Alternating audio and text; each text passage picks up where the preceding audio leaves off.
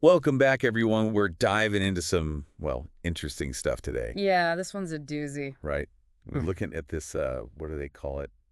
A woke detector spreadsheet. For video games. Yeah, for video games. People are really talking about this thing online. Definitely causing some waves.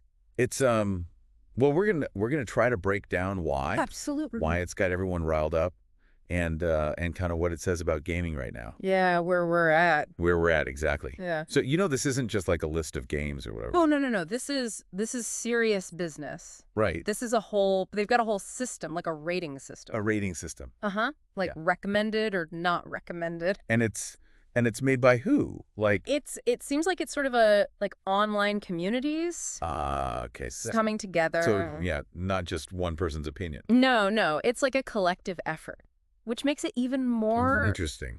interesting, exactly, Hmm. because it shows you how much people care about this stuff. Yeah.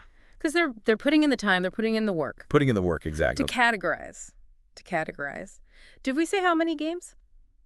Over 1,500 games Almost 1,500. that they've gone through. And the majority of them, did we say most of them? Most of them, yeah, 824 of them fall into that not recommended category. Not recommended. Okay, so let's get into it. What are they flagging here? Okay, so they're really looking at what they consider pro-LGBTQ plus messaging. Okay. So, for example, Hogwarts Legacy, right? Everyone's talking about that game. Big game. Huge. They're not happy about the transgender character in there. Oh, okay. Another example is Call of Duty. They don't like that there are pride flags. In Call of Duty. Uh-huh. Interesting. And then they're also going after what they're calling pro-DEI content. Pro DEI. Okay, so for people who maybe haven't heard that term, like, Diversity, equity, inclusion. okay, got it. So basically anything that's trying to be more inclusive, diverse. They're not fans. They're not fans. And they're even going after games like Hogwarts Legacy again for being too diverse, saying it's not historically accurate for the time period. So like Hogwarts Legacy is set in, what, the 1800s? Something like that. 1800s Scotland. Yeah. And they're saying Scotland back then wouldn't have been that diverse. See, that's interesting because that raises a question, right? Like, Absolutely. because like I get historical accuracy, but also you're making a game. It's a fantasy world. Right. Yeah. So how much do you bend to history? Yeah. Where's the line? Right. Where's the line? Like, are you trying to be a documentary or are you trying to be, Right. Exactly. Entertaining, but also maybe, Pushing boundaries a little bit. yeah, maybe rethinking how, Yeah. Reimagining. reimagining the past. And Yeah. this spreadsheet really highlights that tension. Definitely. And it goes beyond just like characters and story. Okay. They're also looking at game mechanics, the features, the options you have. Really? So- So like, what are some examples of that? So they call out games that have what they call anti-gun features. Anti-gun. So like Right. what? Like if you can't use guns or. Yeah, or if there's like limited access to guns, or if they make a big deal out of like the consequences of gun violence. Another one is, character creation. If a game uses body type instead of saying male or female, Oh, okay. they don't like that. They want it to be very clearly defined. Okay.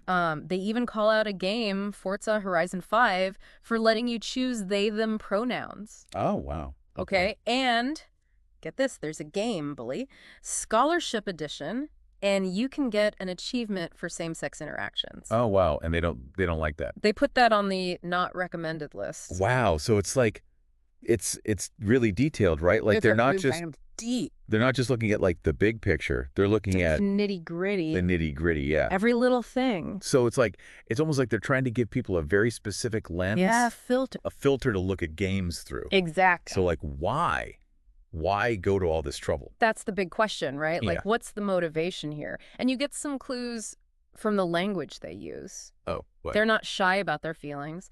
They call people who are worried about this stuff, they call them like the entitled select few. Oh, wow. And they call this list, they call it like a wretched list. Oh, strong words. Very strong words. So you can tell they're really frustrated Yeah. with what they see as like an ideological push in gaming. Okay, so they're seeing this kind of content, As an agenda. yeah, as an agenda, and they want to push back against it. Yeah. They want to give gamers a tool to avoid it. Oh, so this is almost like a buyer beware kind of. Exactly. Like a warning label almost. Yeah, like watch out, this game has these things. And maybe even influence the industry, right? Right. We don't want these games. Make less of these games. Games we like. Right, right. So, I mean, it's tricky, right? Because on one hand, like, It's a slippery slope. it's a slippery slope. It's like, you know, people should be able to choose what they consume, what they play, and be informed. and be informed, right? Like, what's in it? Absolutely. But on the other hand, is this kind of going too far? Is this like, Is it censorship? yeah, is it like trying to shut down Creativity? different voices, different perspectives? And are they creating an echo chamber? Yeah, that's a good point. Like, are they just trying to Reinforce their own views. yeah, and shut out everything else? Exactly. So this is bigger than just games, right? Oh yeah, this is a societal thing. This is a whole conversation about like representation, inclusivity. yeah, like how much do Where's the line? where's the line? How much do we push For change, for diversity? right, and how much do we say like, hey, you know what? Some people are uncomfortable with this. Let's stick to what's familiar. Right, right. And it's interesting because this is happening in games, but it's happening in Movies, TV shows, yeah, everywhere. books, comics. Yeah, everywhere. It's a big cultural shift. It's a big cultural shift. And this spreadsheet is just one little piece of it. Yeah, but it's a piece that, you know, really highlights the passion.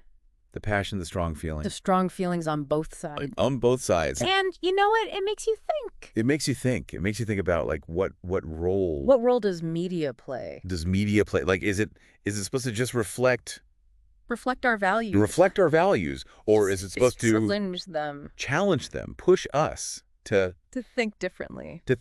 So this deep dive, it's been Eye-opening for sure, because it's this little spreadsheet. It's like a window into this whole debate, this whole fight that's happening about the future of gaming, about the future of entertainment, about the future of culture, Yeah. So, I mean, we don't have the answers, right? No. But we wanted to kind of like lay it all out there, Put it on the table.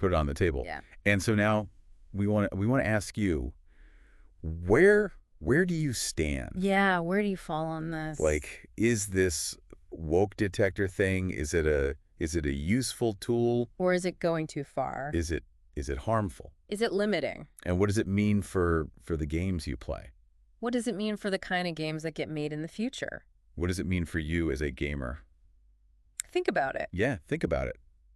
There's no easy answers here. No easy answers. But it's a conversation worth having. Absolutely. So keep exploring this. Keep thinking about it. Form your own opinions. Form your own opinions. And let us know what you think. We'd love to hear from you. All right, thanks for joining us for this deep dive. See you next time. See ya.